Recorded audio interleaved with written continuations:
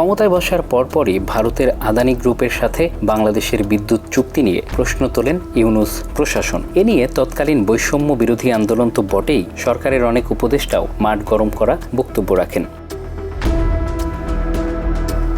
নভেম্বরে এই ক্রয় চুক্তির বৈধতা চ্যালেঞ্জ করে হাইকোর্টে রিটও করা হয়। আদানি সহ 11 বিদ্যুৎ কেন্দ্রের সঙ্গে ক্রয় চুক্তি খতিয়ে দেখতে গত অক্টোবরে জাতীয় পর্যালোচনা কমিটি গঠন করে অন্তর্বর্তী সরকার।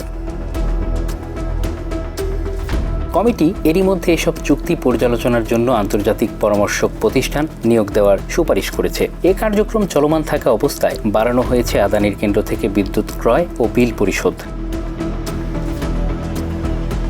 বিগত সরকারের সময় বিদ্যুৎ বিক্রি বাবদ বাংলাদেশ বিদ্যুৎ উন্নয়ন বোর্ডের বিপিডিবির কাছে আদানি পাওয়ারের বিপুল পরিমাণ পাওনা বকেয়া পড়ে যায়। বিগত আওয়ামী লীগ সরকারের সময় বিপুল পরিমাণ পাওনা বকেয়া পড়ে যায়। সে সময়ে আদানি পাওয়ারকে বিদ্যুৎ সরবরাহ বাবদ বিল পরিশোধ করা হতো প্রতি মাসে গড়ে 20 থেকে 30 মিলিয়ন ডলার।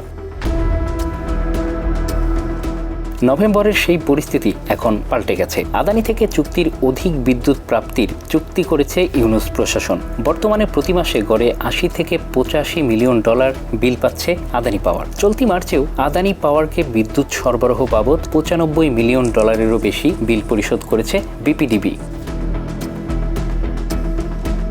সংশ্লিষ্ট একটি সূত্রের তথ্য অনুযায়ী বিতর্ক থাকলেও এ মুহূর্তে বিপিডিবির সঙ্গে করা চুক্তি নিয়ে আদানি গ্রুপের মধ্যে খুব একটা উদ্বেগ নেই। অন্তর্বর্তী সরকারও এখন আদানির বকেয়া পরিশোধ ও তাদের কাছ থেকে বিদ্যুতের বাড়তি সরবরাহ নেওয়া ছাড়া আর কিছু ভাবছে না।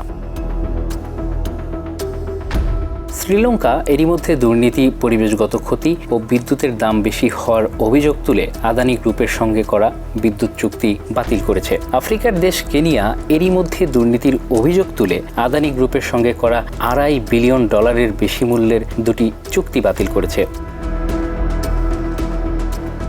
চলতি গ্রীষ্মেও বিদ্যুৎ কেন্দ্রটি থেকে পূর্ণ সক্ষমতায় বিদ্যুৎ পাওয়া যাবে বলে প্রত্যাশা করছে বিদ্যুৎ বিভাগ। আদানিও এখন 1600 মেগাওয়াট সক্ষমতার দুটি ইউনিট থেকে বাংলাদেশে বিদ্যুৎ রপ্তানি করছে। 1496 মেগাওয়াট স্থাপিত সক্ষমতার ইনস্টলড ক্যাপাসিটি বিদ্যুৎ কেন্দ্রটি থেকে গত সপ্তাহে সর্বোচ্চ পরিমাণ বিদ্যুৎ কিনেছে বিপিডিবি।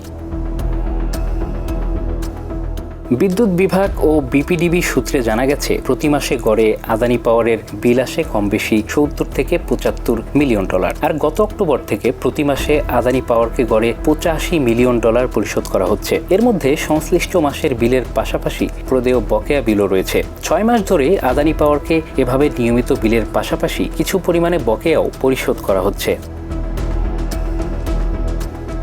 আদানির হিসাবে বিদ্যুৎ বিক্রি বাবদ বিপিডিবির কাছে এখনও $700 মিলিয়ন পাওনা বকেয়া রয়েছে বলে নির্ভরযোগ্য একটি সূত্রে জানা গেছে। তবে কয়লার দাম নিয়ে দ্বিমত পোষণ করে বিপিডিবির পক্ষ থেকে বলা হচ্ছে, প্রদেয় এই অর্থের পরিমাণ $650 মিলিয়ন বেশি নয়।